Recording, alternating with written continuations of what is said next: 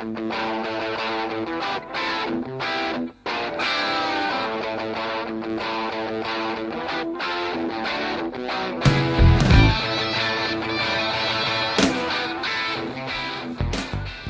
guys, it's Summers here coming at you with part 2 of episode 8 of my career mode series with Aston Villa, and as you can see we are taking on Brighton and Hove Albion at the Amex Stadium in the FA Cup in this first game of the episode, and we're facing off against one of our own players, Gabriel Santoro, who signed for Brighton and Hove Albion in the previous window on loan, as he's going to face off against us in this match.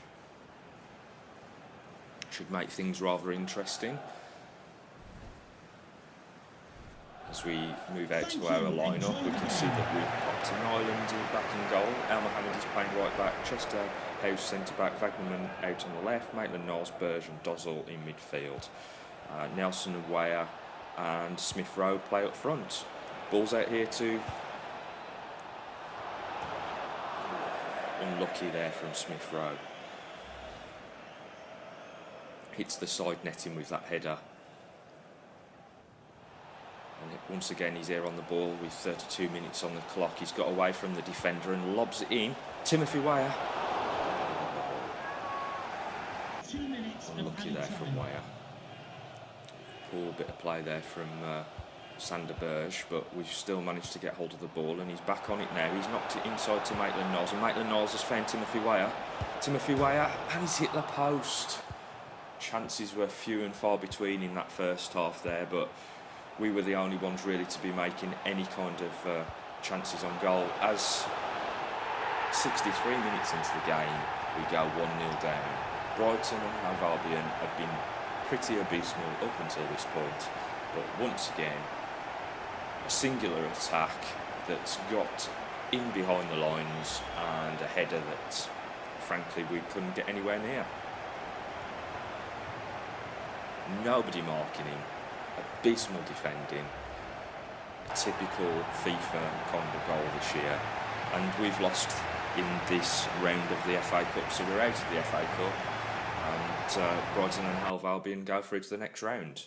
So this game's top player was Sander Burge. We saw him giving away the ball in midfield, but he was the best performer out there. It was a very lacklustre performance from our players. But overall in the episode, taking into account part 1, Weah still way ahead of everybody with 27 points, followed by Smith Rowe with a measly 9 in comparison. Just moving into a bit of training here to see who we're going to pop in that last position, which has opened up because one of the players has gone out on loan, giving Weah the opportunity.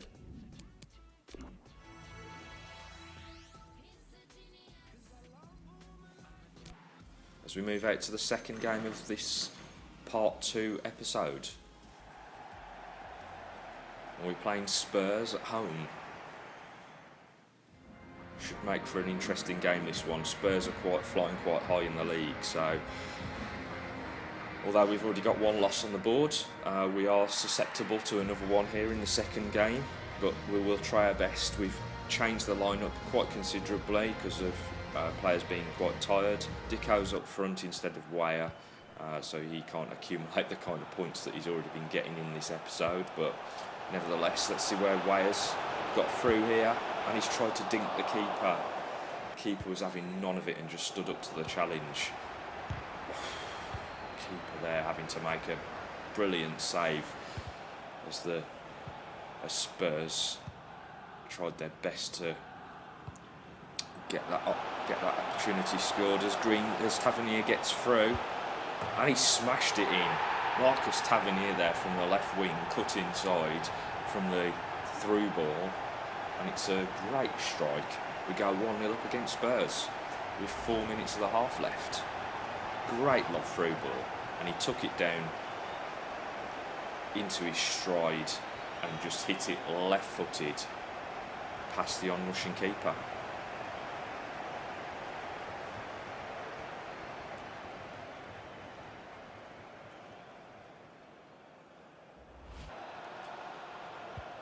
Second half here, and Spurs putting us under a bit of pressure straight away. Lamella into a Dele Alli, or was that Winks? It's switched. I think it was actually Winks. Yes, Harry Winks there with a goal from the edge of the box. So Lamela cuts it back, and it's just a first time smashed ball into the top corner. Do very little about those goals. We've all seen them in FIFA 19. They're very difficult to defend against. I'd say actually nigh on impossible.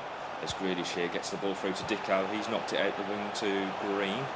Green lobs it into the box and McGinn with a header just wide. 1-1 against Spurs. I think if you'd have asked me before the start of the game, I might have took that, to be honest. Jack Grealish got man of the match there and accumulates 10 points. McGinn with 4 and Tavernier with 3, having scored our only goal of the game. So this episode's top players. Grealish has got himself up into second place now with those 12 points. Ware's still well ahead though with 27. Scouting report here in from Lewis Fraser, who's out in Italy. Just see what kind of players we've managed to accrue out there, see if there's anybody of any note. And we've got another goalkeeper, Matteo Casardi, worth 450,000 and has a potential of 67 to 90. Another Gabriel Santoro, clearly going to reject him. Don't want two players with the same name, and he's nowhere near the same quality as the player that we've just sent out on loan. Giacomo Bruno, worth 400,000, and he's near a crossover figure. He's 15 as well, so we'll sign him and see if we can get any progression out of him. These last two players we'll just keep on the list and see how they progress in the final month. And our scout here, Alfie Rose, out in Nigeria. We've got Daniel Babayaro, yet another goalkeeper. I think he's pretty much the best of the bunch, although I'd have really liked Kingsley O'Fire to have been pretty decent with a name like that. That would have been quite sweet. But Julius Okoye, £525,000 he's worth, and he's got the crossover that I'm always looking for. So we've got him into the youth academy. Let's see what we can do with him in the future. I think he might be quite interesting, quite a good signing, a left winger. We might be able to do something with him. As we move on out to some dealings in the transfer window that I want to get done before the window closes. I'm desperately looking for another centre-back again. I know I've got quite a few already, but I'm just struggling in that position, to be honest, to get what I want out of the players. You know, that effort that we saw in the last game, for argument's sake, I need players that can really step up at centre-back. So we're looking at Alessandro Bastoni here, a player that we know has quite good potential for the future. And although I don't know what rating he's currently sat at, I'm quite happy to pay that kind of money for a player that I know has a massive amount of potential. So we signed him at 3.75 million, and we're just in the throes of signing him onto a contract here. He's taken a rotation squad role with a contract length of 4 years.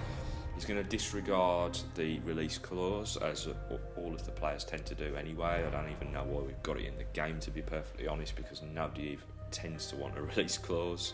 Okay, wages. Bit stuck here because I don't know what kind of money he's on, because we haven't scouted him ahead. It's a bit of a last-minute signing, so I'm going to go in at 12,500 with a £50,000 signing bonus and just see what happens. Okay, so it's a bit below his expectations. He's wanting 14,000 with a £120,000 signing bonus. Let's see if we can get him down a little bit on that. I'd rather have him on 12,500, obviously. Quite happy to pay him a little bit of signing bonus. Perhaps let's just give him another appearance bonus as well, just to try to sweeten the deal a little bit.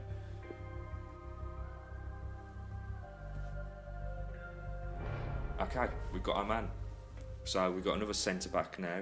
He's the left-footed centre-back. We can see from his ratings he's on 71 overall, and he's 6 foot plus. He's going to be quite a big, commanding presence at centre-back, along with many of the other players that we've currently got in place. I think By having him in the lineup, though, we can now get rid of House. He was a decent signing for us during our time in the Championship, but now we're in the Premier League. We just need to step things up a little bit. I'm going to also try and send out a couple of the other players, centre-backs, on loan to try to get some experience on the board for those guys, whilst we have a shake-up at the back ourselves going into the rest of the season. We got an offer in here for Nyland, the goalkeeper, once more. We're obviously going to negotiate on that figure. 3.2 million is their offer. His current valuation is 3.8 million, and we're going to try for 4.5. Let's just see what they have to say about that. Okay, so they want him. So they're happy at 4.5 million. That basically will pay for Bastoni that we've just purchased, so that would be a good bit of business, I think, considering we've got so many goalkeepers on the books anyway from the youth academy, and Horn is progressing exceptionally well, so I think we're covered in that department anyway, and we may as well just bank the money and try to get our net profit sorted out. Another offering for James Bree. How many clubs want to sign this young right back? This time we've got Dortmund. So this season we've had Arsenal, Barcelona and Dortmund all wanting to sign the right back. Staggering for a player that's only worth about £1 million. So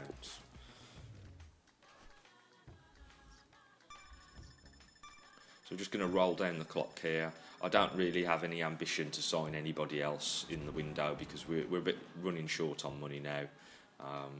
Although we have seen here that Tyrese Campbell, he's a regen that I was watching who's playing for Stoke. There's some interest being shown for him, so we may go in just to try to steal him away from underneath the noses of our opposition.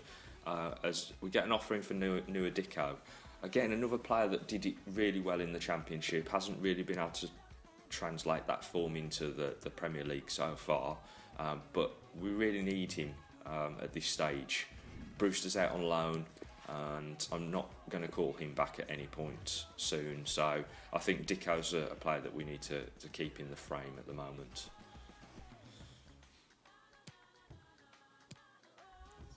Okay, so let's have a look through the transfer hub at the potential players that we could have been signing, players that we've scouted. So here's Tyrese Campbell, as I mentioned, he's a regen. Good acceleration and technical ability, worth 1.8 million. They won't loan him out because his contract length is too short, so we can't go down that route. So let's have a go at buying the player and see if we can